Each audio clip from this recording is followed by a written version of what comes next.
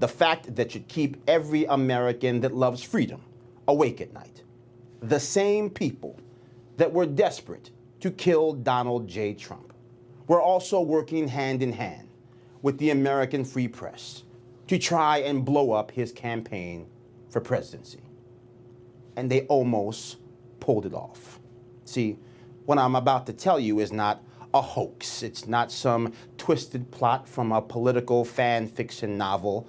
It's the untold, overlooked horror story that actually unfolded during the 2024 election cycle.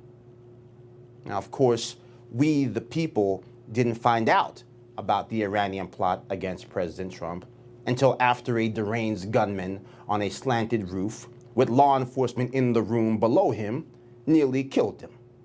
And we, the people, didn't find out that the Islamic Revolutionary Guard had hacked the campaign of Donald J. Trump until after they had leaked a treasure trove of damaging opposition research to the American press. And so, yes, I know that we're all here sipping the champagne, and it can be difficult to remember the details of the campaign in the haze of victory. But do you remember that nonstop deluge of cat lady clips and 9-year-old quotes from J.D. Vance that sparked this whole weird buzz from the left? Well, it turns out MSDNC and the Harris campaign, they didn't get really good at opposition research. It turns out we now know that much of it was handed to the media by Iran. You know, the world leader in state-sponsored terrorism. Terrorists who now know how to code.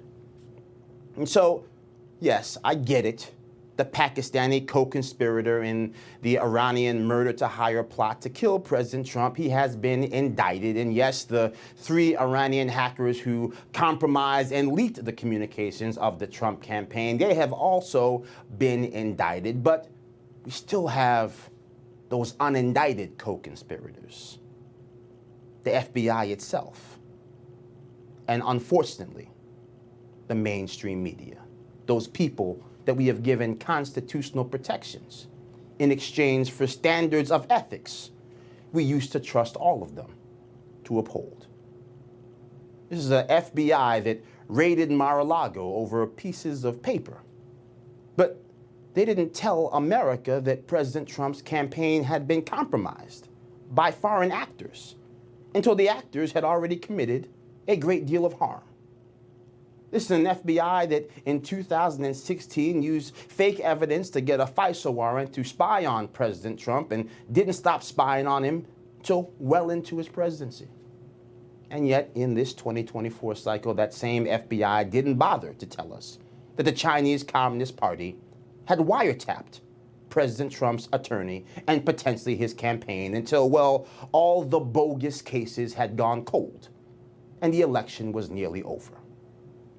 See, how is this possible? How is it possible that the same American journalists who couldn't stop talking about threats to our democracy had no idea they were being fed stories by individuals working for a nation we have all but designated a threat to global humanity? See, yes, freedom of the press, it has to be sacrosanct for liberty to exist in America. Jefferson told us this himself. But it cannot be upheld when journalists just become pawns for foreign nations that mean to do us and our allies harm. And so the fine print apology after the fact is not going to cut it. Not anymore. So I am very excited to watch Tom Homan execute the largest deportation the world has ever seen. I am practically giddy that we're going to be able to witness Elon Musk possibly save the American taxpayers $2 trillion with the Department of Government Efficiency, along with Vivek. But I also need Republicans to realize that if we're going to take the business of making America great seriously, we cannot do it when we have an FBI responsible for keeping America safe, not do the job. and a mainstream fourth estate that doesn't take action and report it. And so when President Trump takes that oath in January, it is time for us to demand brutal accountability. It is time for our freedom to demand unflinching justice.